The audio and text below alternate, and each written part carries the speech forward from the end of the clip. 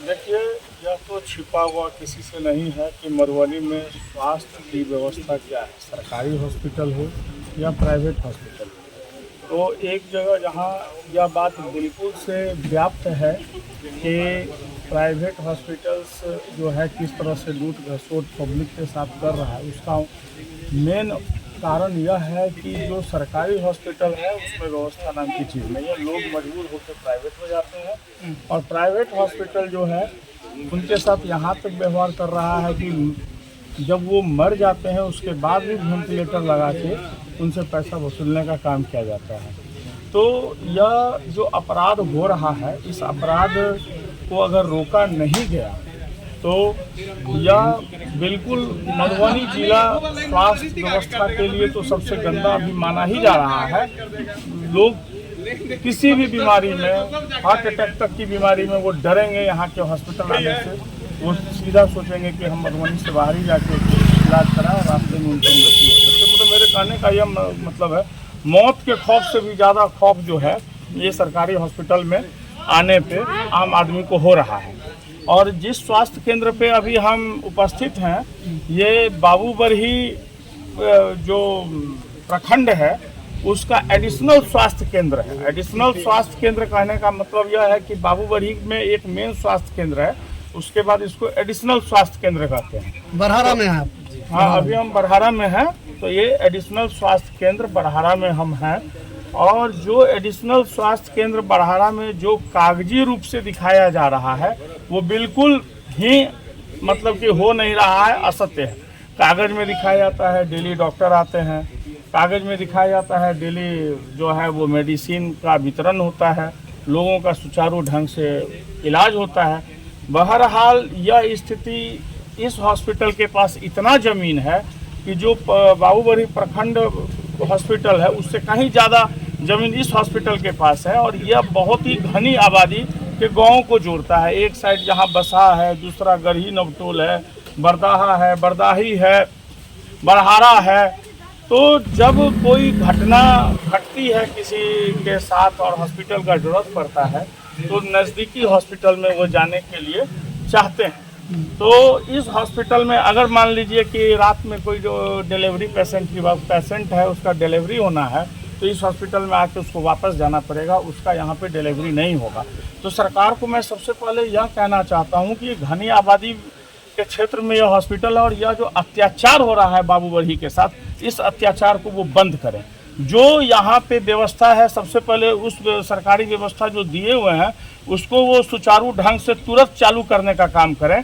इसके बाद इसका जीर्णोद्धार करें। इसके काफ़ी ज़मीन है और यहाँ पे एम्बुलेंस की व्यवस्था, इसका जीर्णोद्धार करें कि गांव के जो आम लोग हैं, जो गरीब लोग हैं, जो इस पे आश्रित हैं, वो इसका फ़ायदा उठा सकें।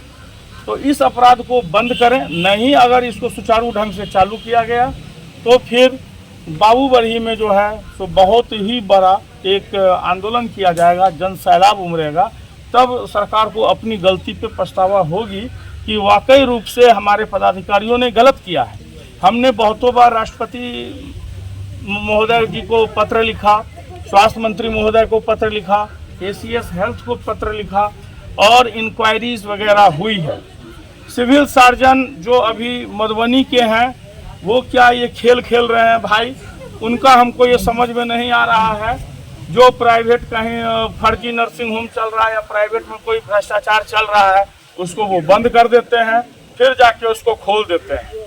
मतलब वो सेकंड सरकार हो गए हैं, सरकार का वो मिसयूज कर रहे हैं। अरे उनको चाहिए कि अपने मधुबनी जिला में, मधुबनी जिला के अंतर्गत ये बाबूबरही आता है, उनको चाहिए कि वो खुद से विजिट करें और खुद से विजिट करके देखें कि सरकार के द्वारा जो मुहैया कराई जा रही है वो मिल रहा है कि नहीं मिल रहा है। इसके उपरांत वो क्या करते हैं, बंद कर दिया, खोल दिया, बंद और खोल का काम कर रहे हैं ये सिविल सर्जन जो मधुबनी है। दूसरी बात हम यह कहना चाहेंगे, ये कुछ फर्जी नर्सिंग होम वगैरह सब खोल के बड़ा बड़ा प्रचार करता है, बड़ा बड़ा बोर्डिंग का बोर्ड लगा के काम कर रहा है। ये सब जो फर्जी कर रहा है इसको तुरंत बंद किया जाए, इंक्वायरी किया जाए। सिविल सर्जन को इंक्वायरी करना चाहिए, इंक्वायरी करके इसको बंद करना चाहिए। जो स्वास्थ्य के साथ अपराध हो रहा है, जो कोई रोग से बिलख रहा है, मर रहा है, उसको तुरंत उपचार चाहिए, उसके साथ जो कोई अपराध करता है उसको तो किसी भी तरीके से क्षम्य करने योग्य है ही नहीं। जब हम आपको अभी बताएंगे, कुछ दिन पहले नवजीवन हॉस्पिटल पे जिस तरह की घटना हुई वो लिखित रूप में सामने आई। खुद सिविल सर्जन ने कहा इसने गलत किया है। ओटी का नोटबुक मांगा गया, डॉक्टर आते हैं जाते हैं, उसका रिकॉर्ड मांगा गया। आज पेशेंट जीवित है तो आपने 50,000 या 25,000 फाइन लगा दिया। वो पेशेंट अगर मर गया होता या वो महिला पेशेंट जिसके साथ नग्न अवस्था में रखा गया अगर उसको कुछ हो जाता तो क्या ये 50 और 25,000 फाइन करके छोड़ते? तब क्या ये अपराध बदल जाता?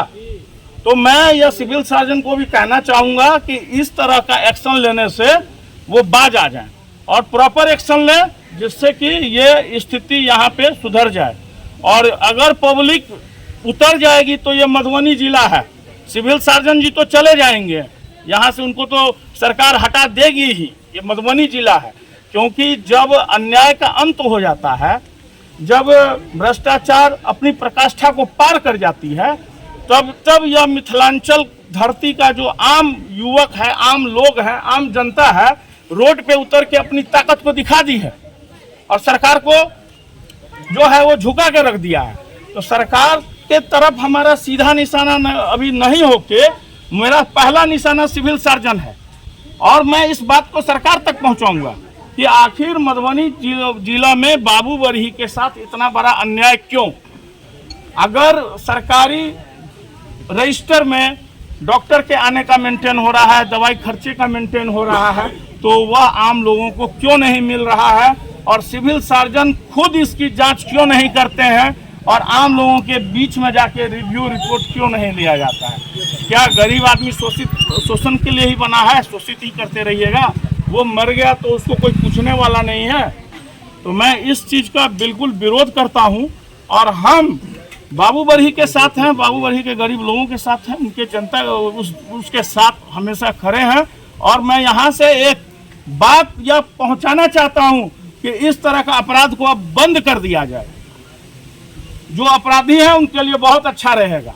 अपराधी सिर्फ वो नहीं होता जो गोली और बंदूक लेके निकलता है, जो कलम लेके अपराध कर रहा है वो भी अपराधी होता है। आप MBBS हो गए, आप MD हो गए, आपने बड़ी बड़ी डिग्रियां ले ली, अमेरिका तक जाके आपने डिग्रियां ले ली और गांव में यहाँ पे आके अत्याचार कर रहे हैं आप। तो ये पढ़ा लिखा जो अपराधी है वो बड़ा अपराधी है।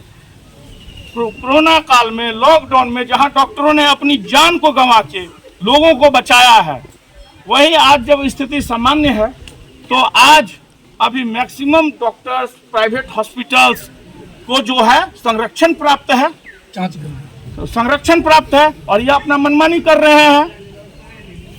तो इस चीज़ को बंद किया जाए, सरकारी हॉस्पिटल को अच्छे से चलाया जाए कि प्राइवेट हॉस्पिटल की उसको जरूरत ना पड़े और प्राइवेट हॉस्पिटल जो अच्छा है उसको अच्छा रिवार्ड दिया जाए, जो गलत है उसको तत्काल बंद किया जाए। इन लोगों को लाइसेंस मिल जाता है इजीली। आप जाइएगा, आप सोचिएगा हमको पैथोलॉजी लैब खोलना है, 2-4 गो कागज़ का क्राइटेरिया कंप्लीट कीजिए, पैसा लगाइए, खुल जाता है। मतलब और सब स्टेट में जैसे स्ट्रिक्ट है वैसा नहीं है। तो सरकार से हम कहना चाहेंगे किसी भी नर्सिंग होम को परमिशन देने से पहले, किसी को पैथोलॉजी को परमिशन देने से पहले ऐसी प्रक्रिया से उसको गुजरना पड़े कि इन लोगों को लाइसेंस रद्द होने के बाद जेल का सीधा प्रावधान हो। दूसरी बात, जहाँ कोई देखने वाला नहीं है वहाँ लूट घसोट तो हो ही रहा है, जिसको मन जैसे वो वैसे लूट घसोट कर रहा है और जो ईमानदार डॉक्टर है उनको कहीं ट्रांसफ़र करके कहीं कोना में दे दिया जा रहा है। तो चोरी बाजारी तो है ही। ये देखिए सबसे बड़ी चीज़ है इंसानियत। इंसानियत से बढ़ के कुछ नहीं होता है। डॉक्टर के अंदर में इंसानियत होनी चाहिए। अगर कोई पेशेंट जल के पहुंचता है, हार्ट अटैक होने के पोजीशन में पहुंचता है या गर्भावस्था में पहुंचता है, तो उसको डॉक्टर को सबसे पहले इंसानियत का परिचय देना चाहिए। वहाँ उससे दुर्व्यवहार तरीके से बात करते हैं, उसको बेड नहीं मिलता है, उसको धक्का धुक्की होता है, उसको सही उपचार नहीं होता है। तो ये सब अपराध है। उसी अपराध के बारे में तुम तब से कह रहे हैं आप।